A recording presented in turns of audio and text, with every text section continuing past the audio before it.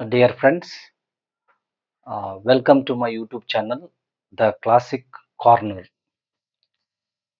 ನಿಮ್ಮೆಲ್ಲರಿಗೂ ನಮ್ಮ ಈ ಕ್ಲಾಸಿಗೆ ಸ್ವಾಗತ. ಈಗ ನಾನು ಸಿಂಪಲ್ ಪಾಸ್ಟ್ ಟೆನ್ಸ್ ಬಗ್ಗೆ ಹೇಳ್ತೇನೆ. ಅದಕ್ಕಿಂತ ಮೊದಲ ನಿಮ್ಮೆಲ್ಲರಿಗೂ ಗೊತ್ತಿದೆ, ನಮ್ಮ ಈ ಇಂಗ್ಲಿಷ್ ಗ್ರಾಮರ್ ಕೋರ್ಸ್ ಮತ್ತು ಸ್ಪೋಕನ್ ಇಂಗ್ಲಿಷ್ ಕೋರ್ಸ್ 3 ಪಾರ್ಟ್ಗಳಲ್ಲಿ ನಡೆಯುತ್ತದೆ. ಒಂದನೆಯ ಪಾರ್ಟು ವೊಕ್ಯಾಬ್ಯುಲರಿ ಡೆವಲಪ್ಮೆಂಟ್, ಎರಡನೆಯ ಪಾರ್ಟ್ ಗ್ರಾಮರ್, ಮೂರನೆಯ ಪಾರ್ಟ್ ಕಾಂಪೋಸಿಷನ್. ನಾವು ವೊಕ್ಯಾಬ್ಯುಲರಿ ಪಾರ್ಟ್ ಅನ್ನ ಈ ಗ್ರಾಮರ್ ಟಾಪಿಕ್ ಸ್ಟಾರ್ಟ್ ಮಾಡೋಕ್ಕಿಂತ ಮೊದಲ 20, 10, 15 ನಿಮಿಷಗಳ ಕಾಲ ಪ್ರಾಕ್ಟೀಸ್ ಮಾಡಿಸ್ತೀವಿ. ಯಾವುದಾದ್ರೂ ಒಂದು ವೊಕ್ಯಾಬ್ಯುಲರಿ ಟಾಪಿಕ್ ಅನ್ನು ತಗೊಂಡು ಅದನ್ನ ಪ್ರಾಕ್ಟೀಸ್ ಮಾಡಿಸೋದು. ನಾನು ಈಗ ತಗೊಂಡಿದ್ದು ವರ್ಬ್ಸ್ ಟಾಪಿಕ್. ಇದು ಮುಗಿದ ತಕ್ಷಣ ಗ್ರಾಮರ್ ಟಾಪಿಕ್ ಯಾವ್ದು ತಗೊಂಡಿರ್ತೀವೋ ಅದನ್ನ ಇನ್ ಡೀಟೇಲ್ ಆಗಿ ಡಿಸ್ಕಷನ್ ಮಾಡ್ತೀವಿ. And third part composition. Grammar, ಇಡೀ ಗ್ರಾಮರ್ ಕೋರ್ಸ್ ಮುಗಿದಾದ್ಮೇಲೆ ಅದು ಡಿಸ್ಕ್ರಿಪ್ಟಿವ್ ಆಗಿರ್ತದ. ಅಲ್ಲಿ ಒಂದು ಪ್ಯಾರಾಗ್ರಾಫ್ ಅನ್ನ ಹೇಗೆ ಬರಿಬೇಕು, ಟ್ರಾನ್ಸ್ಲೇಷನ್ ಅನ್ನ ಹೇಗೆ ಮಾಡಬೇಕು, ಎಸ್ಸಿ ರೈಟಿಂಗ್ ಅನ್ನ ಹೇಗೆ ಮಾಡಬೇಕು, ಎಸ್ಸೆ ರೈಟಿಂಗ್ ಅನ್ನ ಹೇಗೆ ಬರಿಬೇಕು ಅನ್ನೋದನ್ನ ಅಲ್ಲಿ ಡೀಟೇಲ್ ಆಗಿ ತಿಳಿಸ್ಕೊಡ್ತೀವಿ. ಅದು ಡಿಸ್ಕ್ರಿಪ್ಟಿವ್ ಆಗಿರ್ತದ ಕಂಪೋಸಿಷನ್ ಪಾರ್ಟ್. ಈಗ ಫಸ್ಟ್ ನಾವು ತಗೊಳ್ಳೋದು ಏನು ವೊಕ್ಯಾಬ್ಯುಲರಿ ಡೆವಲಪ್ಮೆಂಟ್. ವೊಕ್ಯಾಬ್ಯುಲರಿ ಡೆವಲಪ್ಮೆಂಟ್ ಮಾಡ್ಕೊಳ್ಳುವುದು ಬಹಳ ಇಂಪಾರ್ಟೆಂಟ್. ಯಾಕೆಂದ್ರೆ ನಿಮ್ಮ ಕಾಂಪಿಟೇಟಿವ್ ಎಕ್ಸಾಮ್ಸ್ ನಲ್ಲಿ ಬಹಳಷ್ಟು ಕ್ವಶನ್ಸು ವೊಕ್ಯಾಬ್ಯುಲರಿ ಡೆವಲಪ್ಮೆಂಟ್ ಮೇಲೆ ಇರ್ತಾವ. ನಾನು ಪ್ರತಿ ವಿಡಿಯೋದಲ್ಲಿ ಹೇಳ್ತಾನೆ ಇರ್ತೀನಿ. ಅದಕ್ಕಾಗಿ ನಾವು ಇಲ್ಲಿ ಏನ್ ಮಾಡ್ತೀವಿ ಅಂದ್ರೆ, ನಮ್ಮ ಈ ಗ್ರಾಮರ್ ಕೋರ್ಸ್ದಲ್ಲಿ ಏನು ಮೊದಲು 10, 15, 20 ನಿಮಿಷಗಳ ಕಾಲ ಆ ವೊಕ್ಯಾಬ್ಯುಲರಿ ಟಾಪಿಕ್ ಅನ್ನೇ ಡಿಸ್ಕಷನ್ ಮಾಡ್ತೀವಿ, ಅದನ್ನು ಪ್ರಾಕ್ಟೀಸ್ ಮಾಡಿಸ್ತೀವಿ. ಓಕೆ, ಈ ಟಾಪಿಕ್ ಮುಗಿದ ನಂತರ 200ಕ್ಕಿಂತ ಹೆಚ್ಚು ವರ್ಬ್ಸ್ ಗಳನ್ನು ಕೊಟ್ಟ ನಂತರ ನಾನು ಬೇರೆ ವೊಕ್ಯಾಬ್ಯುಲರಿಗೆ ಸಂಬಂಧಪಟ್ಟ ಹಾಗೆ ಬೇರೆ ಗ್ರಾಮರ್ ಟಾಪಿಕ್ ಅನ್ನ, ವೊಕ್ಯಾಬ್ಯುಲರಿ ಟಾಪಿಕ್ ಅನ್ನ ತಗೊಳ್ತಾ ಇದ್ದೇನೆ. ಅದು ಒನ್ ವರ್ಡ್ ಸಬ್ಸ್ಟಿಟ್ಯೂಷನ್ ಇರ್ಬೋದು, ಫ್ರೇಸಲ್ ವರ್ಬ್ಸ್, ಇಡಿಯಮ್ಸ್, ಓಕೆ, ಬೇರೆ ಬೇರೆ ವೊಕ್ಯಾಬ್ಯುಲರಿ ಡೆವಲಪ್ಮೆಂಟ್ ಗೆ ಸಂಬಂಧಪಟ್ಟಂತ ಟಾಪಿಕ್ ಗಳನ್ನು ಡಿಸ್ಕಷನ್ ಮಾಡ್ತೀವಿ. ಈಗ ವರ್ಬ್ಸ್. ಇದಕ್ಕಿಂತ ಮೊದಲ ನಮ್ಮ ಚಾನಲ್ ಅನ್ನ ಯಾರು ಸಬ್ಸ್ಕ್ರೈಬ್ ಮಾಡಿಲ್ಲ, ಲೈಕ್ ಮಾಡ್ರಿ, ಶೇರ್ ಮಾಡ್ರಿ, ಸಬ್ಸ್ಕ್ರೈಬ್ ಮಾಡ್ರಿ. ಓಕೆ, ಈಗ ವರ್ಬ್ಸ್. ವರ್ಬ್ಸ್ 3 ಫಾರ್ಮ್ಗಳಲ್ಲಿ ಇರ್ತದೆ: V1, V2, V3. ಇದಕ್ಕ ಏನು ಬೇಸ್ ವರ್ಬ್ನು ಅಂತಾರ, ರೂಟ್ ವರ್ಬ್ನು ಅಂತಾರ, ಓಕೆ, ಮೇನ್ ವರ್ಬ್ನು ಅಂತಾರ, V1 ಅಂತಾರ, ಪ್ರೆಸೆಂಟ್ ಟೆನ್ಸ್ನು ಅಂತಾರ. ನಮ್ಮ ಅನುಕೂಲಕ್ಕೆ V1, V2, V3 ಅಂತ ಮಾಡ್ಕೊಂಡಿವಿ. ಈ ವರ್ಬ್ಸ್ ಕ್ರಿಯಾಪದಗಳು 3 ಫಾರ್ಮ್ದಲ್ಲಿ ಇರ್ತಾವ. ಆ 3 ಫಾರ್ಮ್ಗಳ ಪರಿಚಯ ಇರಲೇಬೇಕು ನಮಗೆ. ಅಂದಾಗ ಮಾತ್ರ ನಾವು ಇಂಗ್ಲಿಷ್ ಗ್ರಾಮರ್ ಅನ್ನ ಸರಾಗವಾಗಿ ಕಲಿತೀವಿ ಮತ್ತು ಇಂಗ್ಲಿಷ್ ಅನ್ನ ಮಾತಾಡಕ್ ಬರ್ತದ. ಇಲ್ಲದೇ ಇದ್ರೆ ಬರುವುದಿಲ್ಲ. ಯಾಕಂದ್ರೆ ನಾವು ಈ ಥರ್ಡ್ ಫಾರ್ಮ್ ವರ್ಬ್ದ ಥರ್ಡ್ ಫಾರ್ಮ್ ಏನು ಬರದೇ ಇದ್ರೆ, ಪ್ರೆಸೆಂಟ್ ಪರ್ಫೆಕ್ಟ್ ಟೆನ್ಸ್ ದಲ್ಲಿ ವರ್ಬ್ ಥರ್ಡ್ ಫಾರ್ಮ್ ಯೂಸ್ ಆಗುತ್ತ. ಆ ಪ್ರೆಸೆಂಟ್ ಪರ್ಫೆಕ್ಟ್ ಟೆನ್ಸ್ ಮಾತಾಡುವಂತ ಸಮಯದಲ್ಲಿ ವರ್ಬ್ ಥರ್ಡ್ ಫಾರ್ಮ್ ಬರದೇ ಇದ್ರೆ ಪ್ರೆಸೆಂಟ್ ಪರ್ಫೆಕ್ಟ್ ಟೆನ್ಸ್ ತಪ್ಪಾಗಿ ಬಿಡ್ತದ, ಅಥವಾ ಆ ಸೆಂಟೆನ್ಸ್ ಅನ್ನ ತಪ್ಪಾಗಿ ಮಾತಾಡ್ತೀವಿ ನಾವು. ಅದಕ್ಕಾಗಿ 3 ಫಾರ್ಮ್ ಬರಲೇಬೇಕು. ಈ 2 ಫಾರ್ಮ್ ಸಿಂಪಲ್ ಪಾಸ್ಟ್ ಟೆನ್ಸ್ ದಲ್ಲಿ ಯೂಸ್ ಮಾಡ್ತೀವಿ ನಾವು. ಸಿಂಪಲ್ ಪಾಸ್ಟ್ ಟೆನ್ಸ್ ಗೆ ಸಂಬಂಧಪಟ್ಟಂತ ಸೆಂಟೆನ್ಸ್ ಗಳನ್ನು ಮಾತಾಡುವಾಗ ಈ ವರ್ಬ್ 2 ಬರದೇ ಇದ್ರೆ ಆ ಸೆಂಟೆನ್ಸ್ ತಪ್ಪಾಗತ್ತ. ಓಕೆ, ನಾ ಇಲ್ಲಿ ಏನೇ ಹೇಳಲಿ ಪ್ರತಿಯೊಂದು ಸೆಂಟೆನ್ಸ್ನು ನಿಮ್ಮ ಕಾಂಪಿಟೇಟಿವ್ ಎಕ್ಸಾಮ್ಗೆ ರಿಲೇಟೆಡ್ ಆಗಿರ್ತಾವ, ನಾನು ಹೇಳುವಂತ ಪ್ರತಿಯೊಂದು ವಾಕ್ಯಗಳು. ಅದಕ್ಕಾಗಿ ಗಮನವಿಟ್ಟು ಕೇಳಬೇಕು. ಈಗ ನೋಡ್ರಿ, ಟೇಸ್ಟ್, ಟೇಸ್ಟೆಡ್, ಟೇಸ್ಟೆಡ್, ರುಚಿ ನೋಡು, tasted, tasted.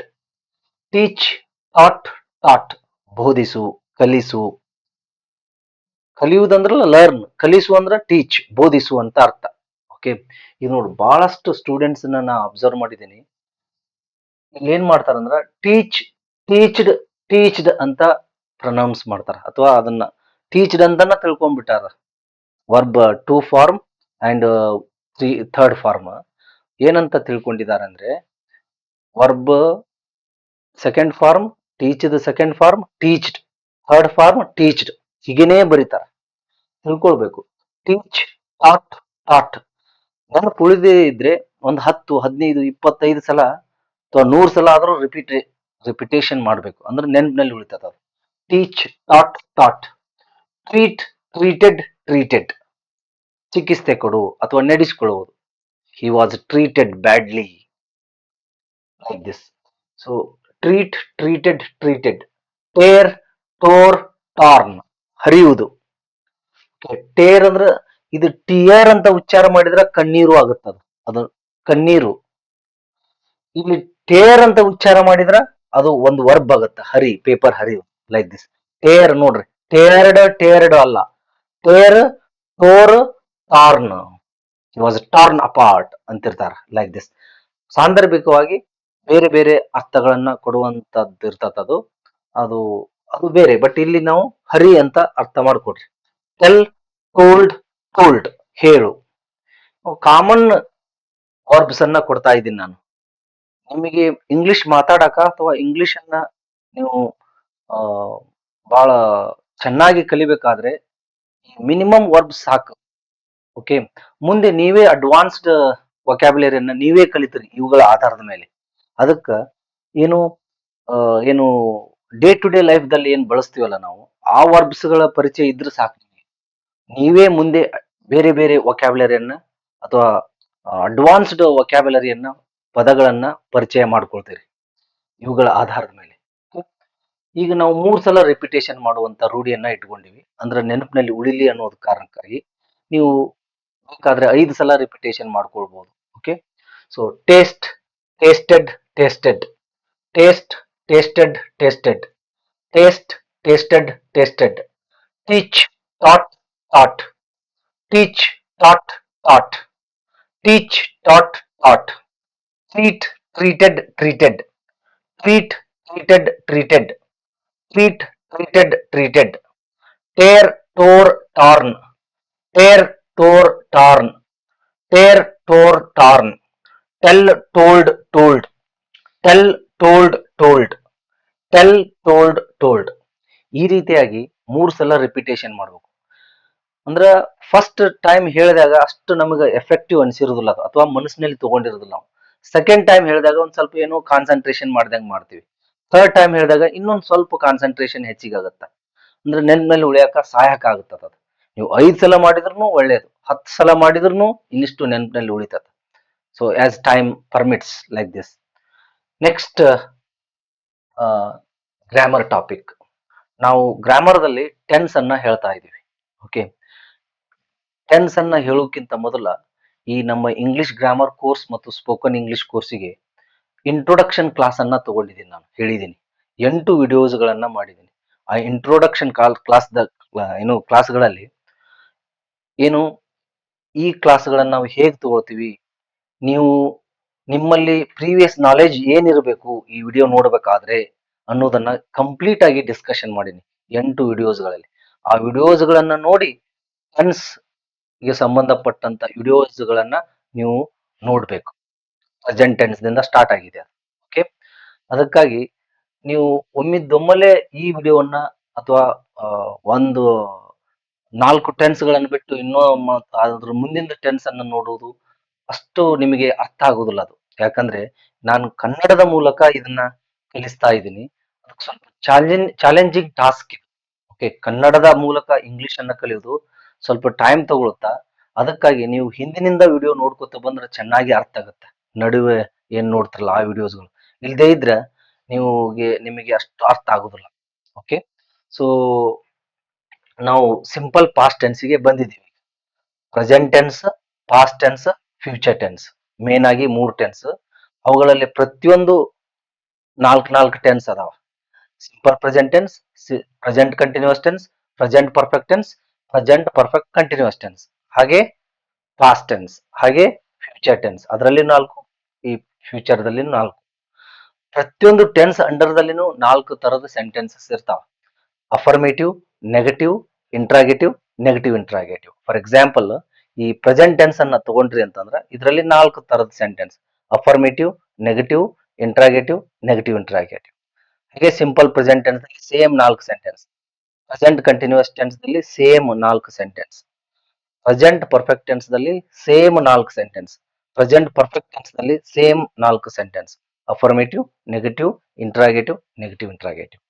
Okay, only present tense, simple present tense, present continuous tense, present perfect tense, present perfect continuous tense. ಈಗ ಇದನ್ನೆಲ್ಲವುಗಳನ್ನ ಮುಗಿಸಿನಿ. ನೆಕ್ಸ್ಟ್ ಪಾಸ್ಟ್ ಟೆನ್ಸ್ ಮುಗಿಸಿದೀನಿ. ಅದರ ನಂತರ ಈಗ ಪಾಸ್ಟ್ ಟೆನ್ಸ್ ಅಂಡರ್ದಲ್ಲಿ 4 ಅದಾವ. ಸಿಂಪಲ್ ಪಾಸ್ಟ್ ಟೆನ್ಸ್ ನಾವು ಅದೀವಿ. ಈಗ ಆಲ್ರೆಡಿ ಇದ್ರ ಮೇಲೆ ಒಂದು ವಿಡಿಯೋ ಆಗಿದೆ, ಅದನ್ನು ನೋಡ್ರಿ. ಆಮೇಲೆ ಈ ವಿಡಿಯೋ ನೋಡ್ಬೇಕು. Simple past tense. Simple past tense ಅಂದ್ರೇನು? ಕ್ರಿಯೆ ಹಿಂದೆ ಮುಗಿದಿರ್ತದ. ಇಮಿಡಿಯೇಟ್ ಪಾಸ್ಟ್ ದಲ್ಲಿ ಕ್ರಿಯೆ ಕಂಪ್ಲೀಷನ್ ಆಗಿರ್ತದ. ಅದನ್ನ ಈಗ ಹೇಳ್ತಿರ್ತೀವಿ. ಓಕೆ, ನಾನು ಈಗ ಊಟ ಮಾಡಿದೆನು. I had dinner, like this. ಅವನು ಬಂದನು, ಹಿ ಕೇಮ್.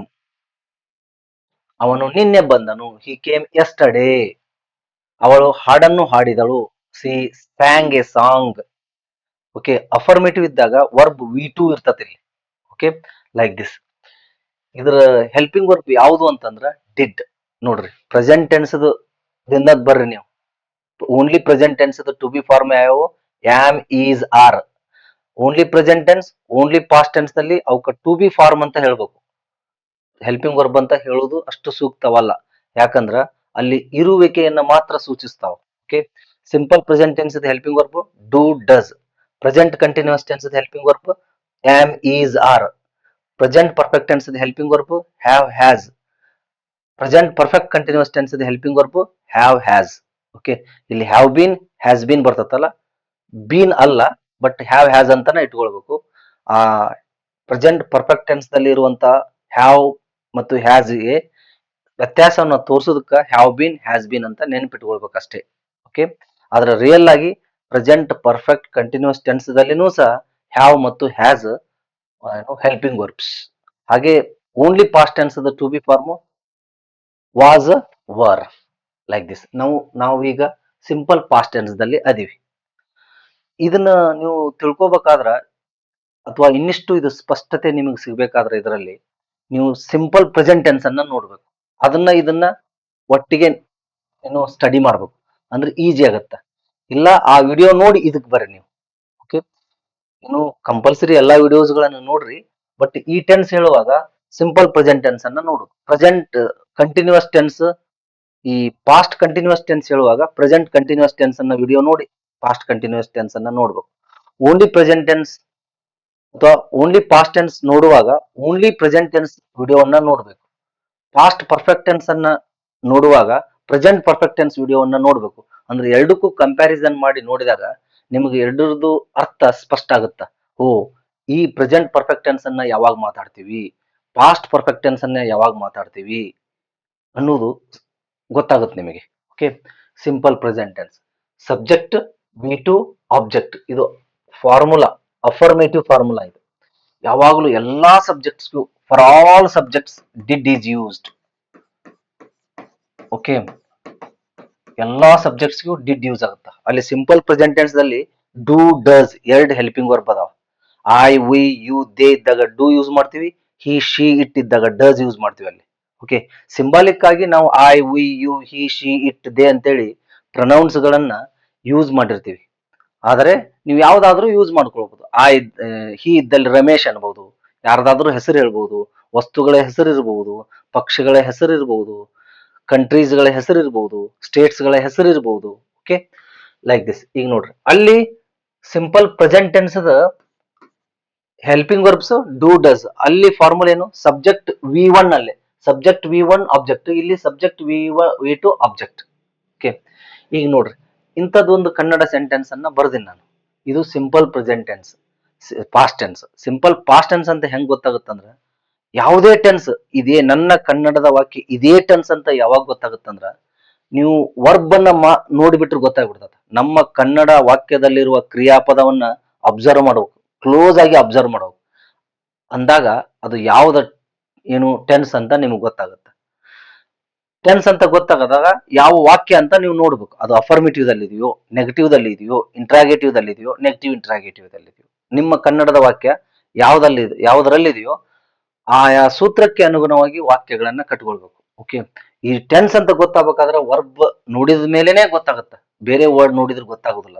ಓಕೆ, ಈಗ ಬರೆಯುತ್ತಾನೆ ಅಂದಾಗ ಸಿಂಪಲ್ ಪ್ರೆಸೆಂಟ್ ಟೆನ್ಸ್ ಅಂತೀರಿ, ಬರೆಯುತ್ತಿದ್ದಾನೆ ಅಂದಾಗ ಪ್ರೆಸೆಂಟ್ ಕಂಟಿನ್ಯೂಸ್ ಟೆನ್ಸ್ ಅಂತೀರಿ, ಬರೆದಿದ್ದಾನೆ ಅಂದಾಗ ಪ್ರೆಸೆಂಟ್ ಪರ್ಫೆಕ್ಟ್ ಟೆನ್ಸ್ ಅಂತೀರಿ, ಬರೆಯುತ್ತಲಿದ್ದಾನೆ ಅಂದಾಗ ಪ್ರೆಸೆಂಟ್ ಪರ್ಫೆಕ್ಟ್ ಕಂಟಿನ್ಯೂಸ್ ಟೆನ್ಸ್ ಅಂತೀರಿ. ಓಕೆ, ಆ ವರ್ಬ್ ಗಳನ್ನ ನೋಡಿದಾಗ ಮಾತ್ರನೇ ಗೊತ್ತಾಗೋದು. Okay, like this. ಈಗ ನೋಡ್ರಿ, ನಾನು ನಿನ್ನೆ ಒಂದು ಕಾದಂಬರಿಯನ್ನು ಬರೆದೆನು. ನಿನ್ನೆ, yesterday, last year, last month, last week. Okay, ಈ ಕೆಲವು ಪದಗಳು ಸಿಂಪಲ್ ಪಾಸ್ಟ್ ಟೆನ್ಸ್ ದಲ್ಲಿನೇ ಯೂಸ್ ಮಾಡಬೇಕು, ಪ್ರೆಸೆಂಟ್ ಪರ್ಫೆಕ್ಟ್ ಟೆನ್ಸ್ ದಲ್ಲಿ ಯೂಸ್ ಮಾಡಬಾರ್ದು. ಯಾಕೆಂದ್ರೆ ಪ್ರೆಸೆಂಟ್ ಪರ್ಫೆಕ್ಟ್ ಟೆನ್ಸ್ ಅನ್ನು ನಾವು ಹಿಂದೆ ನಡೆದಂತ ಕ್ರಿಯೆಯನ್ನು ಹೇಳ್ಬೇಕಾದ್ರೇನೆ ಯೂಸ್ ಮಾಡ್ತಿರ್ತೀವಿ, ಈಗ ಯೂಸ್ ಮಾಡ್ತಿರ್ತೀವಿ. ಈ ಟೆನ್ಸ್ ಹಾಗೆ ಹಿಂದೆ ನಡೆದಂತ ಕ್ರಿಯೆಯನ್ನ ಈಗ ಹೇಳ್ತಿರ್ತೀವಿ. ಎರಡೂ ಮೀನಿಂಗು ಒಂದೇ ಆದ್ರ ಮತ್ತೆ ಡಿಫರೆನ್ಸ್ ಹೆಂಗ್ರಿ ಅಂತ ಕೇಳ್ಬೋದು. ಅಲ್ಲಿ ಪ್ರೆಸೆಂಟ್ ಪರ್ಫೆಕ್ಟ್ ಟೆನ್ಸ್ ದಲ್ಲಿ ಪ್ರೆಸೆಂಟ್ಗೆ ಏನು ಸಂಬಂಧ ಇರ್ತದ, ಇಲ್ಲಿ ಪ್ರೆಸೆಂಟ್ ಗೆ ಸಂಬಂಧ ಇರುವುದಿಲ್ಲ, ಕ್ರಿಯೆ ಹಿಂದೆ ಮುಗಿದು ಹೋಗ್ಬಿಟ್ಟಿರ್ತದ. ಅಲ್ಲಿ ಎಫೆಕ್ಟ್ ಪ್ರೆಸೆಂಟ್ ದಲ್ಲಿನೂ ಇರ್ತದ, ಪ್ರೆಸೆಂಟ್ ಪರ್ಫೆಕ್ಟ್ ಟೆನ್ಸ್ ದಲ್ಲಿ. ನಾನು ಒಂದು ಇದನ್ನೇ ನೋಡ್ರಿ, ನಾನು ಒಂದು ಕಾದಂಬರಿಯನ್ನು ಬರೆದಿದ್ದೇನೆ ಅಂತೀವಿ ನಾವಲ್ಲಿ. ನಾನು ಒಂದು ಕಾದಂಬರಿಯನ್ನು ಬರೆದಿದ್ದೇನೆ ಅಂದಾಗ ನಾನು ಬರೆದಿದ್ದು ಯಾವಾಗ ಇರ್ಬೋದು, ಹಿಂದೆ ಇರಬಹುದು ಅದು. ಮತ್ತೆ ಹಿಂದಿದ್ರು ಪಾಸ್ಟ್ ಟೆನ್ಸ್ ಆಗುತ್ತಲ್ರಿ ಅಂತ ಅಲ್ಲ, ಅದರ ಎಫೆಕ್ಟ್ ಈಗ ಇರ್ತತ, ಪ್ರೆಸೆಂಟ್ ದಲ್ಲಿ ಇರ್ತತ. ಅಂತ ಸಂದರ್ಭವನ್ನು ಹೇಳುವಾಗ ಪ್ರೆಸೆಂಟ್ ಪರ್ಫೆಕ್ಟ್ ಟೆನ್ಸ್ ಅನ್ನ ಯೂಸ್ ಮಾಡ್ತೀವಿ.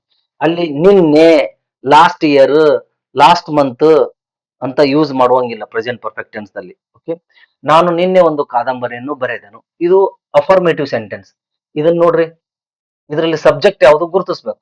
ಓಕೆ, ನಾವು ಹಿಂಗ್ ಹೇಳ್ಬಿಡ್ತೀವಿ, ನಾನ್ ನಿನ್ನ ಒಂದು ಕಾದಂಬರಿ ಬರದೆ ಅಂತೀರಿ ನೀವು. ನಾನ್ ನಿನ್ನೆ ಒಂದು ಕಾದಂಬರಿ ಬರದೆ ಅಂತೀರಿ ಅಂದ್ರೆ ಬರೆದೇನು, ಅದನ್ನ ಕನ್ನಡ ಗ್ರಾಮರಿಗೆ ಕನ್ವರ್ಟ್ ಮಾಡ್ಬೇಕು ನೀವು. ಕನ್ವರ್ಟ್ ಮಾಡುತ್ತಾನ, ಗ್ರಾಮರಿಗೆ ಕನ್ವರ್ಟ್ ಮಾಡುತ್ತಾನ ಅದು ಯಾವ ಟೆನ್ಸ್ ಅಂತ ನಿಮ್ಗೆ ಗೊತ್ತಾಗೋದಿಲ್ಲ. ಯಾಕೆ ಅಂದ್ರೆ ನಮ್ಮ ಕನ್ನಡದ ವಾಕ್ಯ ಆಡು ಭಾಷೆಯಲ್ಲಿ ಮಾತಾಡಿರ್ತೀವಿ ನಾವು. ಕನ್ನಡದ ವಾಕ್ಯವನ್ನ ನಮ್ಮ ಗ್ರಾಮ್ಯ ಭಾಷೆಯಲ್ಲಿ ಮಾತಾಡಿರ್ತೀವಿ. ಅದಕ್ಕಾಗಿ ನನ್ನ ಈ ಕನ್ನಡದ ವಾಕ್ಯ ಯಾವ ಟೆನ್ಸಿಗೆ ಸಂಬಂಧಪಟ್ಟಂತ ಅನ್ನೋದು ಗೊತ್ತಾಗೋದಿಲ್ಲ. ಓಕೆ, ಇದು ನೋಡು, ಬರೆದೇನು, ಇದನ್ನ ಬಿಡಿಸಿ ಬರೆಯಕ್ ಬರುದಿಲ್ಲ, ಬೇರೆ ಟೆನ್ಸ್ ನಲ್ಲಿ ಬಿಡಿಸಿ ಬಂದಂಗ. ಬರೆಯುತ್ತಾನೆ, ತಾನೆ ಅನ್ನೋದು ಪ್ರತ್ಯಯ ಬರ್ತದ, ಇಲ್ಲಿ ಪ್ರತ್ಯಯ ಬರುದಿಲ್ಲ. ಬರೆಯುತ್ತಿದ್ದಾನೆ, ತಿದ್ದಾನೆ ಅನ್ನೋದು ಪ್ರತ್ಯಯ ಬರ್ತದ, ಇಲ್ಲಿ ಬರುದಿಲ್ಲ. ಬರೆದಿದ್ದಾನೆ, ಬರೆದು ಇದ್ದಾನೆ, ಅಲ್ಲಿ ಇದ್ದಾನೆ ಪ್ರತ್ಯಯ ಬರ್ತದ, ಇಲ್ಲಿ ಬರುವುದಿಲ್ಲ. ಓಕೆ, ಸಿ ನೋಡ್ರಿ, ನಾನು ನಿನ್ನೆ ಒಂದು ಕಾದಂಬರಿಯನ್ನು ಬರೆದನು. ಇದರಲ್ಲಿ ಫಸ್ಟ್ ಏನಿದೆ, ಫಾರ್ಮುಲಾ ಪ್ರಕಾರ ಸಬ್ಜೆಕ್ಟ್ ಇದೆ. ಸಬ್ಜೆಕ್ಟ್ ಯಾವ್ದಂತ ಕಂಡಿಡ್ರಿ. ಸಬ್ಜೆಕ್ಟ್ ಅಂದ್ರ ಯಾರು ಕ್ರಿಯೆಯನ್ನ ಮಾಡ್ತಾ ಇದ್ದಾರೋ ಆ ವಾಕ್ಯದಲ್ಲಿ ಯಾವುದು ಸಬ್ಜೆಕ್ಟ್. ಇಂಥವುಗಳ ಬಗ್ಗೆ ನಾನು ಇನ್ ಡಿಟೇಲ್ ಆಗಿ ಹಿಂದಿನ ವಿಡಿಯೋಸ್ಗಳಲ್ಲಿ ಹೇಳಿದ್ದೀನಿ. ನನ್ನ ಇಂಟ್ರೊಡಕ್ಷನ್ ಕ್ಲಾಸ್ ದಲ್ಲಿ ಡಿಟೇಲ್ ಆಗಿ ಡಿಸ್ಕಷನ್ ಮಾಡಿದ್ದೀನಿ. ಸಬ್ಜೆಕ್ಟ್ ಅಂತ ಯಾವ್ದಕ್ ಕರಿಬೇಕು, ಆಬ್ಜೆಕ್ಟ್ ಅಂತ ಯಾವ್ದಕ್ ಕರಿಬೇಕು, ಯಾವ ವರ್ಡ್ಸ್ ಅನ್ನು ಎಲ್ಲಿ ಯೂಸ್ ಮಾಡಬೇಕು ಅನ್ನೋದು ಸ್ಪಷ್ಟವಾಗಿ ತಿಳಿಸಿ 8 ವಿಡಿಯೋಸ್ಗಳನ್ನ ಮಾಡಿದ್ದೀನಿ. ಅವುಗಳನ್ನ ನೋಡಿ ಇದನ್ನ ನೋಡ್ತಾ ಹೋದ್ರೆ ನೀವು ಬಹಳ ಈಜಿ ಆಗ್ತದೆ ನಿಮಗೆ. ಓಕೆ, ಮಾತಾಡೋದು ಈಜಿ ಆಗುತ್ತಾ, ನಿಮ್ಮ ಕಾಂಪಿಟೇಟಿವ್ ಎಕ್ಸಾಮ್ ಫೇಸ್ ಮಾಡಕ್ಕೂ ಈಜಿ ಆಗುತ್ತೆ. ಓಕೆ, ಈಗ ಇದರಲ್ಲಿ ಬರೆಯುವ ಕ್ರಿಯೆಯನ್ನು ಮಾಡಿದವರು ಯಾರು, ನಾನು. ಅದಕ್ಕೆ ಆಯ್ ಮೊದಲು ಬರ್ತೈತಿ ಇಲ್ಲಿ, ಆಯ್. ನೆಕ್ಸ್ಟ್ ಏನೈತೆ, ವರ್ಬ್ ಐತಿ. ವರ್ಬ್ ಏನು, ಬರೆ ಅಂದ್ರ ರೈಟ್. ಅದ್ರ V2 ಫಾರ್ಮ್ ಅನ್ನ ಯೂಸ್ ಮಾಡ್ಬೇಕು ನಾವು, ರೈಟ್, ರೋಟ್. ಈಗ ನೋಡ್ರಿ, ವರ್ಬ್ ಅದ ಸೆಕೆಂಡ್ ಫಾರ್ಮ್ ಗೊತ್ತಾಗದೇ ಇದ್ರ ಈ ಟೆನ್ಸ್ ಅನ್ನ ಅಥವಾ ಈ ವಾಕ್ಯವನ್ನ ನಮಗೆ ಮಾತಾಡಕ್ನು ಬರುದಿಲ್ಲ ಇಂಗ್ಲಿಷ್ ನಲ್ಲಿ, ತಪ್ಪಾಗಿನೂ ನಾವು ಮಾತಾಡಿದ್ರೆ ಬರ್ಯಾಕ್ನು ಬರುದಿಲ್ಲ, ಮಾತಾಡಕ್ಕೂ ಬರುದಿಲ್ಲ, ಗ್ರಾಮರ್ ಕ್ವಶನ್ಸ್ ಬಿಡ್ಸಾಕ್ನು ಬರುದಿಲ್ಲ ಕಾಂಪಿಟೇಟಿವ್ ಎಕ್ಸಾಮ್ ದಲ್ಲಿ. Like this. ಈಗ ನೋಡ್ರಿ, I write, wrote, written. I wrote ಏನು, ಎ ನಾವೆಲ್. ಕಾದಂಬರಿ ಅಂತ ಹೇಳಾಕ ನಾವೆಲ್ ಅಂತ ಹೇಳ್ತೀವಿ. ಒಂದು ಅನ್ನೋದು ಎ ಮತ್ತು ಯಾನ್ ಒಂದು ಎನ್ನುವ ಅರ್ಥದಲ್ಲಿ ಬಳಕೆ ಆಗ್ತಾವ ಇಂಗ್ಲಿಷ್ ನಲ್ಲಿ. Okay, I wrote a novel yesterday. ಉಳಿದಿದ್ದ ಯಾವ್ದು ವರ್ಡ್, ಅಬ್ಜೆಕ್ಟ್ ಅಂತ ಇಟ್ಕೊಡ್ರಿ. ಅದು ಏನು ಆಕ್ಚುಲಿ ಎಡ್ವರ್ಬ್ ಅದು. ಈಗ ನಾ ಚಾಪ್ಟರ್ಗೆ ಬಂದಿಲ್ಲಲ್ಲ, ಎಡ್ವರ್ಬ್ ಚಾಪ್ಟರ್ಗೆ. ಆ ಚಾಪ್ಟರ್ ಅಲ್ಲಿ ಹೇಳುವಾಗ, ಆ ಟಾಪಿಕ್ ಅನ್ನು ಹೇಳುವಾಗ ಯಾವ್ದು ಅನ್ನೋದು ಸ್ಪಷ್ಟವಾಗುತ್ತೆ. ಉಳಿದಿದ್ದೆಲ್ಲ ಈ ವರ್ಬ್ ನಂತರ ಉಳಿದಿದ್ದೆಲ್ಲ ಏನು ಅಬ್ಜೆಕ್ಟ್ ಅಂತ ಇಟ್ಕೊಳ್ಬೇಕು. ಈಗ I wrote is novel yesterday, ಇವೇನ್ ಬರ್ತಾವಲ್ಲ, yesterday, tomorrow, today, now, then, last year, last month, this week, this month, ಇವೆಲ್ಲ ವಾಕ್ಯದ ಕೊನೆಯ ಭಾಗದಲ್ಲಿ ನೀವು ಯೂಸ್ ಮಾಡಬೇಕು. Okay, so I wrote a novel yesterday, ಇದನ್ನೇ ನೆಗೆಟಿವ್ ಮಾಡೋದು. I did not, I did not. Did ಬಂದಾಗ ಏನಾಗುತ್ತೆ ಅಂತ ಹೇಳಿನಿ, V1 ಆಗುತ್ತ. I did not write, I did not write a novel yesterday. ಹಿಂದಿನ ವಿಡಿಯೋದಲ್ಲಿ ಕ್ಲಿಯರ್ ಆಗಿ ಹೇಳಿದ್ದೀನಿ, I did not write a novel yesterday. ನಾನು ನಿನ್ನೆ ಒಂದು ಕಥೆಯನ್ನು ಬರೆದೆನು, ನಾನು ನಿನ್ನೆ ಒಂದು ಕಥೆಯನ್ನು ಬರೆಯಲಿಲ್ಲ. ಸಾಂದರ್ಭಿಕವಾಗಿ ಬರೆಯಲಿಲ್ಲನ ಅಂತಿರ್ತೀರಿ, ಸಾಂದರ್ಭಿಕವಾಗಿ ಬರೆದನೋ ಅಂತಿರ್ತೀರಿ, ಸಾಂದರ್ಭಿಕವಾಗಿ ಬರೆಯುತ್ತಿದ್ದೇನೆ ಅಂತೀರಿ, ಸಾಂದರ್ಭಿಕವಾಗಿ ಬರೆದಿಲ್ಲನ ಅಂತೀರಿ. ಆಯಾ ಟೆನ್ಸ್ ಗಳನ್ನೇ ಮಾತಾಡ್ತಿರ್ತೀರಿ ಕರೆಕ್ಟ್ ಆಗಿ.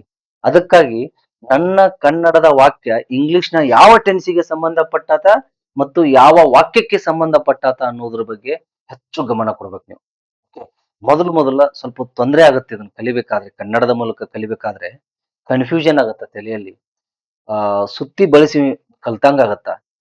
ಕೆಲವು ದಿನಗಳ ಮಾತ್ರ ಹೀಗಾಗೋದು ಅದು. ಆಮೇಲೆ ನೀವು ಅದಕ್ಕೆ ಅಡ್ಜಸ್ಟ್ಮೆಂಟ್ ಆದಂಗ ನೀವು ಏನು ವರ್ಬ್ ಯಾವ್ದು, ಅದ್ರಲ್ಲಿ ಯಾವ ಟೆನ್ಸಿಗೆ ಸಂಬಂಧಪಟ್ಟತ, ಯಾವ ವಾಕ್ಯ ಅಂತೇಳಿ ನೆನಪು ಮಾಡ್ಕೊಳ್ಳೋದು ಅವಶ್ಯಕತೆ ಇರೋದಿಲ್ಲ. ತಲೆಯಲ್ಲಿ ಉಳಿದು ಬಿಟ್ಟಿರ್ತದ, ಇಮಿಡಿಯೇಟ್ ಆಗಿ ಸೆಂಟೆನ್ಸ್ ಅನ್ನ ಮಾತಾಡ್ತಾರೆ. Okay, I did not write, did ಬಂತಿಲ್ಲ, ವರ್ಬ್ ಯಾವಾಗ್ಲೂ V1 ಇರ್ತದ. ಓಕೆ, ಡಿಡ್ ಯಾಕೆ ಬಂತು, ಇಲ್ಲಿ ಯಾಕೆ ಇಲ್ಲ ಅಂತಂದ್ರ, ಇಲ್ಲಿ ನೋಡ್ರಿ, ಇಲ್ಲಿ ಫಾರ್ಮುಲಾ ಏನಿದೆ, ಸಬ್ಜೆಕ್ಟ್ V2, ಡೈರೆಕ್ಟ್ ಆಗಿ V2 ಇದೆ.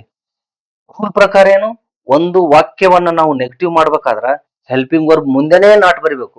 ಇಲ್ಲಿ ಹೆಲ್ಪಿಂಗ್ ವರ್ಬ್ ಬರಿದೇನೆ ಐ ಮುಂದ ನಾಟ್ ಬರ್ದ್ನಿ ಅಂದ್ರ ಏನಾಗುತ್ತ, ಸಬ್ಜೆಕ್ಟ್ ಮುಂದ್ ನಾಟ್ ಬರ್ದಂಗ ಆಗುತ್ತಲ್ಲ. ಅದಕ್ಕಾಗಿ ಒಂದು ನೆಗೆಟಿವ್ ವಾಕ್ಯವನ್ನು ಮಾಡ್ಬೇಕಾದ್ರೆ ಆಯಾ ಟೆನ್ಸ್ ನ ಹೆಲ್ಪಿಂಗ್ ವರ್ಬ್ ಮುಂದೆನೆ ನಾಟ್ ಯೂಸ್ ಮಾಡ್ಬೇಕು. I did not write, did ಬಂದಾಗ ವರ್ಬ್ V1 ಗೆ ಕನ್ವರ್ಟ್ ಆಗುತ್ತದೆ. I did not write a novel yesterday. ಇನ್ನು ಇದನ್ನ ಇಂಟ್ರಾಗೇಟಿವ್ ಮಾಡ್ಬೇಕಾದ್ರ ಹೆಲ್ಪಿಂಗ್ ವರ್ಬ್ ಮೊದಲು ಬರ್ತದ ಅಷ್ಟೇ. Did I write novel yesterday, ಇಲ್ಲಿ ಬರೋದಿಲ್ಲ, ಇದು ಫುಲ್ ಸ್ಟಾಪ್. ಓಕೆ, ನೆಗೆಟಿವ್ ಅಂದ್ರೆ ನೆಗೆಟಿವ್ ಅಷ್ಟೇ ಅಲ್ಲ. Did I write a novel yesterday, ನಾನು ನಿನ್ನೆ ಒಂದು ಕಥೆಯನ್ನು ಬರೆದೇನೆ, ನಾನು ನಿನ್ನೆ ಒಂದು ಕಥೆಯನ್ನು ಬರೆದೆನು, ನಾನು ನಿನ್ನೆ ಒಂದು ಕಥೆಯನ್ನು ಬರೆಯಲಿಲ್ಲ, ನಾನು ನಿನ್ನೆ ಒಂದು ಕಥೆಯನ್ನು ಬರೆದೇನೆ, ಕ್ವಶನ್ ಮಾರ್ಕ್. ಇಲ್ಲಿ ಡಿಡಂಟ್ ಶಾರ್ಟ್ ಆಗಿ ಮಾಡ್ಬೇಕು, ಎನ್ ಈ ಕಡೆ ಇಟ್ಟು ಟಿ ಒಂದೇ ಸೆಪರೇಟ್ ಮಾಡ್ಬೇಕು. ಡಿಡಂಟ್ ಶಾರ್ಟ್ ಮಾಡಿವಲ್ಲ, ಶಾರ್ಟ್ ಆಗೇ ಪ್ರೊನೌನ್ಸ್ ಮಾಡ್ಬೇಕು. Didn't I write a novel yesterday.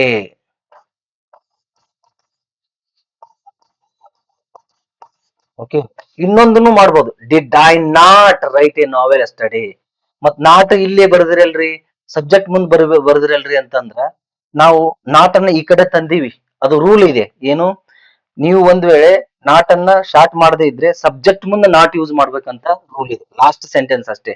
ಹಂಗಾಗಿ ನೀವು ಹಂಗಾದ್ರೂ ಹೇಳ್ಬೋದು, didn't I write a novel yesterday ಅಂತ ಆದ್ರೂ ಹೇಳ್ಬೋದು, did I not write a novel yesterday ಅಂತ ಆದ್ರೂ ಹೇಳ್ಬೋದು. ಓಕೆ, ಈಗ ನೋಡ್ರಿ, I wrote a novel yesterday, ನಿನ್ನೆ ನಾನು ಒಂದು ಕಾದಂಬರಿಯನ್ನು ಬರೆದೆನು. I did not write a novel yesterday, ನಾನು ನಿನ್ನೆ ಒಂದು ಕಾದಂಬರಿಯನ್ನು ಬರೆಯಲಿಲ್ಲ. Did I write a novel yesterday, ನಾನು ನಿನ್ನೆ ಒಂದು ಕಾದಂಬರಿಯನ್ನು ಬರೆದೇನೆ. Didn't I write a novel yesterday, ನಾನು ನಿನ್ನೆ ಒಂದು ಕಾದಂಬರಿಯನ್ನು ಬರೆಯಲಿಲ್ಲವೇ. ಓಕೆ, ಕನ್ನಡದಲ್ಲಿ ಯಾವ ಸೆಂಟೆನ್ಸ್ ಹೇಳಿರ್ತೀರಿ ನೋಡು, ಸಹಜವಾಗಿ ಮಾತಾಡ್ಬಿಡ್ತೀರಲ್ಲ, ಯಾವ ಟೆನ್ಸಿಗೆ ಸಂಬಂಧಪಟ್ಟತ, ಯಾವ ವಾಕ್ಯಕ್ಕೆ ಸಂಬಂಧಪಟ್ಟತ, ಇದು ಗೊತ್ತಾದ್ರ ಸ್ವಲ್ಪ ಪ್ರಾಬ್ಲಮ್ ಆಗತ್ತ. ಮೊದಲು ಎಲ್ಲ ನೆನಪಿಸ್ಕೊಳ್ಬೇಕಾಗತ್ತ. ಒಂದು ಸೆಂಟೆನ್ಸ್ ಮಾಡಕ್ ಒಂದು ತಾಸು ಹೋಗ್ಲಿ, ತಲೆ ಕೆಡ್ಸ್ಕೋಬೇಡ್ರಿ. ಆದ್ರೆ ನೀವು ಮಾಡ್ತಾ ಮಾಡ್ತಾ ಆ ಸೆಂಟೆನ್ಸ್ ಅನ್ನ ಪ್ರಾಕ್ಟೀಸ್ ಮಾಡ್ತಾ ಹೋದಂಗೆಲ್ಲ ಇವತ್ತು ಒಂದು ತಾಸು ತಗೊಂಡ್ರಿ, ನಾಳೆ 55 ನಿಮಿಷ ತಗೊಳ್ತೀರಿ, ನಾಳೆ 50 ನಿಮಿಷ, ನಾಡಿದ್ದು 50 ನಿಮಿಷ ತಗೊಳ್ತೀರಿ, ನೆಕ್ಸ್ಟ್ ಡೇ ಮತ್ತ 45 ನಿಮಿಷ ತಗೊಳ್ತೀರಿ. ಹಾಗೆ ಕಡಿಮೆ ಆಗ್ತಾ ಬರ್ತದ ನಿಮ್ಮ ಒಂದು ಪ್ರಾಕ್ಟೀಸ್ ಮಾಡ್ದಂಗೆಲ್ಲ ಇಮಿಡಿಯೇಟ್ ಆಗಿ ಮಾತಾಡಕ್ ಚಲೋ ಮಾಡ್ತೀರಿ. Okay, like this, I wrote a novel yesterday, I did not write a novel yesterday, did I write a novel yesterday, didn't I write a novel yesterday, like this. ಈಗ ಮತ್ತೆ example ನೋಡ್ರಿ, ಕಳೆದ ವಾರ ಅವನು ಮೈಸೂರಿಗೆ ಹೋದನು ಅಂದ್ರೇನು ಅನ್ನೋದ್ರ ಬಗ್ಗೆ ಮತ್ತು ಅಫರ್ಮೇಟಿವ್, ನೆಗೆಟಿವ್ ಬಗ್ಗೆ ಹಿಂದಿನ ವಿಡಿಯೋದಲ್ಲೇನು ಹೇಳಿದ್ದೀನಿ. ಈಗ ಸ್ವಲ್ಪ ಎಕ್ಸಾಂಪಲ್ಸ್ ಅನ್ನ ಕೊಡ್ತಾ ಇದ್ದೀನಿ ನಾನು ಹೆಚ್ಚಿಗೆ.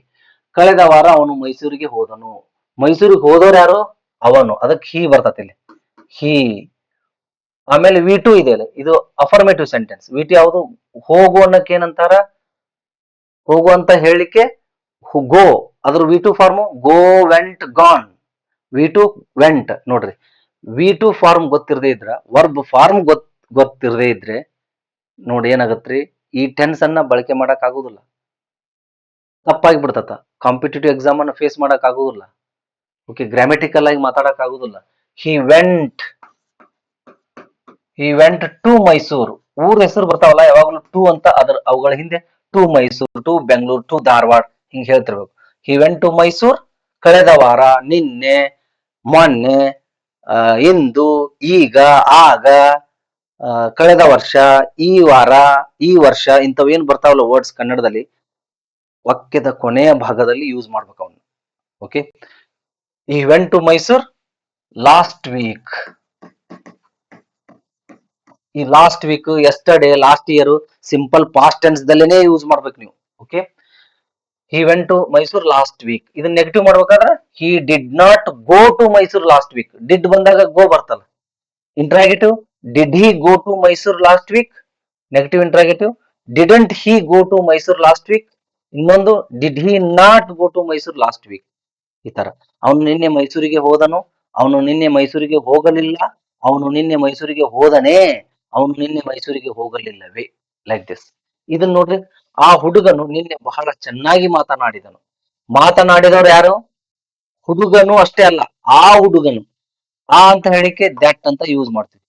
That boy. ಮಾತನಾಡು ಅನ್ನಕ್ಕೆ ಏನಂತಾರ? ಸ್ಪೀಕ್ ಅಂತಾರ. ಮಾತನಾಡು ಅಂತ ಹೇಳಿಕೆ ಏನಂತಾರ? ಸ್ಪೀಕ್ ಅಂತಾರ. ಅದರ V two form speak, spoke, spoken. V two verb form two spoke. That boy spoke. Talked ಅಂತಾನು okay, but spoke is suitable word. That boy spoke ಏನು? Very well. ಬಹಳ ಅನ್ನಕ ವೆರಿ, ವೆರಿ ವೆಲ್ ಎಸ್ಟರ್ಡೇ. ನೀವು use ಮಾಡ್ಬೋದು. That boys, ಆ ಹುಡುಗನು ನಿನ್ನೆ English ಅನ್ನು ಚೆನ್ನಾಗಿ ಬಹಳ ಚೆನ್ನಾಗಿ ಮಾತನಾಡಿದನು ಅಂತ ಅನ್ಬೋದು. That boy spoke English very well yesterday. ಇಲ್ಲಿ ಇಂಗ್ಲಿಷ್ ಅಂತ ಬರ್ದಿಲ್ಲ, ಅದಕ್ಕ that boy spoke very well yesterday. ನೋಡು, ಇದು ವೆರಿ ವೆಲ್ ಎಸ್ಟರ್ಡೇ ಅಡ್ವರ್ಬ್ಸ್ ಇವು. ಈಗಿನ ಮಟ್ಟಿಗೆ ನೀವು ಆಬ್ಜೆಕ್ಟ್ ಅಂತ ತಿಳ್ಕೊಂಡ್ಬಿಡ್ಬೇಕು. ವಿ ಟು ಮುಂದೆ ಏನಿರ್ತಾವ, ವರ್ಬ್ ಮುಂದೆ ಏನಿರ್ತಾವ, ಆಬ್ಜೆಕ್ಟ್ ಅಂತ ತಿಳ್ಕೊಂಡ್ಬಿಡ್ಬೇಕು. That boy spoke very well yesterday. That boy did not, did ಬಂತ ನೋಡ್ರಿ, did not speak very well yesterday. Did that boy speak very well yesterday?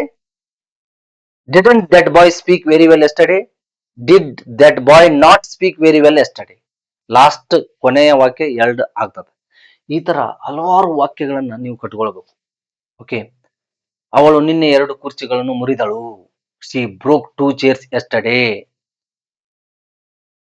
Okay, ಅವರು ನಿನ್ನೆ ಮುಖ್ಯಮಂತ್ರಿಯನ್ನು ಭೇಟಿಯಾದರು. They met the chief minister yesterday. ಅವನು principal ಅವರನ್ನು ಭೇಟಿಯಾದನೆ. Did he meet principal? ಅಲ್ಲಿ ನಾವು ಏನು ಟೈಮ್ ಮೆನ್ಷನ್ ಮಾಡಿರ್ಬೋದು, ಮೆನ್ಷನ್ ಮಾಡಿರ್ಲಿಕ್ಕಿಲ್ಲ. ನಿನ್ನೆ, ಲಾಸ್ಟ್ ಇಯರ್ ಅಂತ ಹೇಳಿರ್ಬೋದು, ಹೇಳಿರಕ್ಕಿಲ್ಲ. ನಿಮ್ಮ ಕನ್ನಡ ಸೆಂಟೆನ್ಸ್ ಹೇಗಿರ್ತತೋ ಹಾಗೆ ಹೇಳ್ಬೇಕಷ್ಟೇ. ಹೇಳಿದ್ರೆ ಓಕೆ, ಹೇಳದೇ ಇದ್ರೂ ಓಕೆ. ಅವನು ನಿನ್ನೆ ಪ್ರಾನ್ಸಿಪಲ್ ಅವರನ್ನು ಭೇಟಿಯಾದನೆ. Did he meet the principal yesterday? Yesterday ಅಂತ ಕನ್ನಡದಲ್ಲಿ ಹೇಳಿದ್ರೆ ಅದಕ್ಕೆ, ನಿನ್ನೆ ಅಂತ ಕನ್ನಡದಲ್ಲಿ ಹೇಳಿದ್ರೆ ಅದಕ್ಕೆ ಎಸ್ಟರ್ಡೇ ಅಂತ ಬಂತು. ಅವನು ನಿನ್ನೆ ಪ್ರಾನ್ಸಿಪಲ್ ಅವರನ್ನು ಭೇಟಿಯಾದನೆ. Did he meet the principal yesterday? ಅವನು ಪ್ರಾನ್ಸಿಪಲ್ ಅವರನ್ನು ಭೇಟಿಯಾದನೆ. ಇಲ್ಲಿ ನಿನ್ನೆ ಅಂತ ಹೇಳಿಲ್ಲ. Did he meet the principal? ಇಷ್ಟೇ. ಟೈಮ್ ಮೆನ್ಷನ್ ಆಗಿರ್ಬೋದು, ಆಗಿರ್ಲಿಕ್ಕಿಲ್ಲ. ಓಕೆ, ಆ ಅರ್ಥದಲ್ಲಿ ಅವರು ಮುಖ್ಯಮಂತ್ರಿಯನ್ನು, ಅವರು ಪ್ರಧಾನಮಂತ್ರಿಯನ್ನು ಭೇಟಿಯಾದರು. They met the prime minister. ನಾನು ಸಿಂಪಲ್ ಪಾಸ್ಟ್ ಟೆನ್ಸ್ ಅನ್ನು ಮುಗಿಸಿದೆನು. I completed the simple past tense. ನಾನು ಇಂದು ಸಂವಿಧಾನವನ್ನು ಓದಿದೆನು. ಐ ರೆಡ್ ದ ಭಾರತದ ಸಂವಿಧಾನವನ್ನು ಓದಿದೆನು. I read the constitution of India today. Today ಅಂದ್ರೆ ಒಂದು ಕ್ರಿಯೆ ಹಿಂದೆ ಮುಗಿದಿರ್ತತ, ಇಮಿಡಿಯೇಟ್ ಪಾಸ್ಟ್ ಅಂತ ಹೇಳ್ತೀವಿ. ಅದನ್ನ ಹೇಳುವಾಗ ನಾವು ಸಿಂಪಲ್ ಪಾಸ್ಟ್ ಟೆನ್ಸ್ ಅನ್ನ ಯೂಸ್ ಮಾಡ್ತೀವಿ. ಟುಡೇ ಅಂತೇಳಿ ಪ್ರೆಸೆಂಟ್ ಪರ್ಫೆಕ್ಟ್ ಟೆನ್ಸ್ ನೀವು ಹೇಳ್ಬೋದು ನೀವು. I have read the Indian constitution today ಅಂತ ಯೂಸ್ ಮಾಡಬಹುದು ನೀವು ಅಲ್ಲಿ ಪ್ರೆಸೆಂಟ್ ಪರ್ಫೆಕ್ಟ್ ಟೆನ್ಸ್ ದಲ್ಲಿ. ಆದ್ರೆ yesterday, last year, last month ಅಂತ ಯೂಸ್ ಮಾಡುವಂಗಿಲ್ಲ. Okay, like this. ಸಿ, ಈ ತರ ಹಲವಾರು ವಾಕ್ಯಗಳನ್ನ ನೀವು ಕಟ್ಕೊಳ್ಬೇಕು. ಇದ್ರ ಹಿಂದಿನ ವಿಡಿಯೋವನ್ನ ನೋಡ್ರಿ, ಇನ್ನಿಷ್ಟು ಸ್ಪಷ್ಟತೆ ಸಿಗ್ತತ. ಇದ್ರ ಜೊತೆಗೆ ಸಿಂಪಲ್ ಪ್ರೆಸೆಂಟ್ ಟೆನ್ಸ್ ಅನ್ನ ಎರಡಕ್ಕೂ ಕಂಪ್ಯಾರಿಸನ್ ಮಾಡಿ ನೋಡ್ರಿ ನೀವು. ಈಗ ನೋಡ್ರಿ, ನಾನು ಇಂಗ್ಲಿಷ್ ಕಲಿಯುತ್ತೇನೆ, ಸಿಂಪಲ್ ಪ್ರೆಸೆಂಟ್ ಟೆನ್ಸ್. ನಾನು ಇಂಗ್ಲಿಷ್ ಕಲಿತೆನು, ಸಿಂಪಲ್ ಪಾಸ್ಟ್ ಟೆನ್ಸ್. ನಾನು ಇಂಗ್ಲಿಷ್ ಕಲಿಯುವುದಿಲ್ಲ, ನೆಗೆಟಿವ್. ನಾನು ಇಂಗ್ಲಿಷ್ ಕಲಿಯಲಿಲ್ಲ. ನಾನು ಇಂಗ್ಲಿಷ್ ಕಲಿಯುತ್ತೇನೆಯೇ, ನಾನು ಇಂಗ್ಲಿಷ್ ಕಲಿತೇನೆ. ನಾನು ಇಂಗ್ಲಿಷ್ ಕಲಿಯುವುದಿಲ್ಲವೇ, ನಾನು ಇಂಗ್ಲಿಷ್ ಕಲಿಯಲಿಲ್ಲವೇ. ನೋಡ್ರಿ, I learn English, I learned English. I do not learn English, I did not learn English. Do I learn English, did I learn English. Don't I learn English, didn't I learn English. ಇನ್ನೊಂದಾಗತ್ತ last sentence, do I not learn English, did I not learn English. ಈ ಅರ್ಥದಲ್ಲಿ ಈ ತರ practice ಮಾಡ್ಬೇಕು. ಒಂದು sentence ಅನ್ನು ತಗೊಳ್ಳೋದು, ಒಂದು ಅಫರ್ಮೇಟಿವ್, ನೆಗೆಟಿವ್, ಇಂಟ್ರಾಗೇಟಿವ್. ಮೊದಲು ಕನ್ನಡದಾಗ ಬರೆದ 4 ಮಾಡ್ರಿ, ಅಥವಾ ಇಂಗ್ಲಿಷ್ ನಲ್ಲಿ ಹೇಳಿ ಕನ್ನಡದಲ್ಲಿ 4 ಮಾಡ್ರಿ. ಅಂದ್ರೆ ದಿನಾಲೂ ಒಂದೊಂದು ಟೆನ್ಸ್ ಅನ್ನ ತಗೊಂಡು ನೀವು ಈ ರೀತಿ ಚರ್ಚೆ ಮಾಡ್ತಾ ಅಥವಾ ಪ್ರಾಕ್ಟೀಸ್ ಮಾಡ್ತಾ ಹೋದ್ರಿ ಅಂತಂದ್ರ ಒಂದು 2-3 ತಿಂಗಳಲ್ಲಿ ನಿಮಗೆ ಗೊತ್ತಾಗುತ್ತೆ, ಅದರ ಎಫೆಕ್ಟ್ ಗೊತ್ತಾಗ್ತಾ ಹೋಗ್ತದ. ಓ, ಇಂಗ್ಲಿಷ್ ನನಗೆ ಮಾತಾಡಕ್ ಬರುತ್ತಾ, ನಾನು ಕಾಂಪಿಟೇಟಿವ್ ಎಕ್ಸಾಮ್ ಅನ್ನ ಫೇಸ್ ಮಾಡಬಹುದು ಅನ್ನುವಂತ ಕಾನ್ಫಿಡೆನ್ಸ್ ನಿಮ್ಮಲ್ಲಿ ಬೆಳೆದೇ ಬೆಳೆದು. ಗ್ರಾಮರಿಗೆ ಏನು ಪ್ರಾಬ್ಲಮ್ ಆಗೋದಿಲ್ಲ, ನಿಮ್ಮ ಕಾಂಪಿಟೇಟಿವ್ ಎಕ್ಸಾಮ್ಗೆ ಏನೇನು ಪ್ರಾಬ್ಲಮ್ ಆಗೋದಿಲ್ಲ. ಇಲ್ಲಿ ಹೇಳುವಂತವ ಸಾಕಷ್ಟು ಕ್ವಶನ್ಸ್ ಗಳು ಬಂದೇ ಬರ್ತಾವ. ಓಕೆ, ಯಾಕಂತಂದ್ರೆ ಎಲ್ಲ ಗ್ರಾಮ್ಯಾಟಿಕಲ್ ಐಟಮ್ಸ್ ಅನ್ನ, ಪಾಯಿಂಟ್ಸ್ ಅನ್ನ ಕವರ್ ಮಾಡ್ತೀನಿ ನಾನು. ಈಗ ಬೇಸಿಕ್ ದಲ್ಲಿ ಅದೀನಿ, ಬೇಸಿಕ್ ಟು ಅಡ್ವಾನ್ಸ್ ಹೋಗ್ತೀನಿ ನಾನು. ಓಕೆ, ಅದಕ್ಕಾಗಿ ಎಲ್ಲ ಗ್ರಾಮರ್ ಟಾಪಿಕ್ ಅಥವಾ grammatical items, grammatical points cover ಮಾಡ್ತೀನಿ. ನಿಮ್ಮ ಕಾಂಪಿಟೇಟಿವ್ ಎಕ್ಸಾಮ್ಗೆ ಯಾವುದೇ ತರದ ತೊಂದರೆ ಆಗೋದಿಲ್ಲ. ನನ್ನ ಒಂದು ಉದ್ದೇಶ ಏನಂದ್ರ, ಮಾತಾಡಕ್ ಬರ್ಬೇಕು ಇಂಗ್ಲಿಷ್ ನಲ್ಲಿ. ಸ್ಲೋ ಆದ್ರೂ ಓಕೆ, ಗ್ರಾಮ್ಯಾಟಿಕಲ್ ಆಗಿ ಮಾತಾಡಕ್ ಬರ್ಬೇಕು. ಅದಕ್ಕೆ ಹೆಚ್ಚು ಒತ್ತು ಕೊಡ್ತೀನಿ ನಾನು. ಗ್ರಾಮರ್ ಹೇಳ್ತಾ ಹೇಳ್ತಾ ಹೇಳ್ತಾ ನಿಮಗೆ ಗ್ರಾಮರ್ ಪರ್ಫೆಕ್ಟ್ ಆಗ್ತೀರಿ. Grammatical item, point, grammatical problem, error ಎಲ್ಲ ಗೊತ್ತಾಗ್ತಾವ. ಆದರೆ ನನ್ನ ಉದ್ದೇಶ ನೀವು ಮಾತಾಡ್ಬೇಕು ಕನ್ನಡದಲ್ಲಿ, ಕನ್ನಡದ ಮೂಲಕ ಇಂಗ್ಲಿಷ್ ಅನ್ನ ಮಾತನಾಡುವಂತದ್ದನ್ನ ಕಲಿಬೇಕು. ಓಕೆ, ಸೊ ಈ ತರ ಡೈಲಿ ಪ್ರಾಕ್ಟೀಸ್ ಮಾಡ್ರಿ. ಇದರೊಂದಿಗೆ ಈ ನನ್ನ ಕ್ಲಾಸ್ ಅನ್ನ ಮುಗಿಸ್ತಾ ಇದ್ದೀನಿ. Thank you very much.